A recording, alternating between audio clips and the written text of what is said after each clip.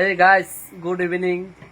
যেটা হচ্ছে কি বলতো, সকালে খুব ভাষণ মারছিল যে আমার জন্য বলে এই আছে জন্মদিনে। হ্যাঁ, এখনো কিন্তু দেয়নি। এই যে পুরান রুদ্র জিনিসগুলো আইনা দে তো বাবা, দেই কি দেই। তুমি সত্যি সত্যি আনছো কি আনো নাই? আনছি না তো কি, সবাই দেখছে।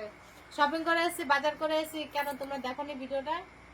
আর কি বলতো, ও যে নিয়ে আসছে না, ও আমাকে এখন দেয় নাই, কালকে আমি আসছি। হ্যাঁ এখন আচ্ছা। তোমার পিছনে 2000 টাকা যদি খরচা করি, হ্যাঁ। 200 টাকার হইলে তো ওই ভিডিও থেকে পয়সাটা তোলা লাগবো, আমার উসুলতে তোলা লাগবো। তো ভিডিও না করে আমি আনতে যোগে কি করে দেই বলো তো? এই এই দেখো, ওই যে মোমো নিয়ে আসলাম। মোমো আছে কিসের জন্য? সকালে সকালে কি পাটার মাংস নিয়ে আসলাম। কেন ভাড়াইছো?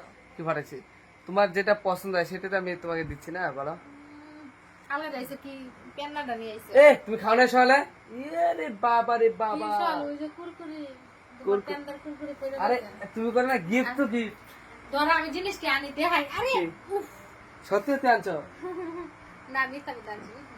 বন্ধ নিশা খাওয়া, নিশা খাওয়া, নিশা খাওয়া। এটা খাচ্ছি তো।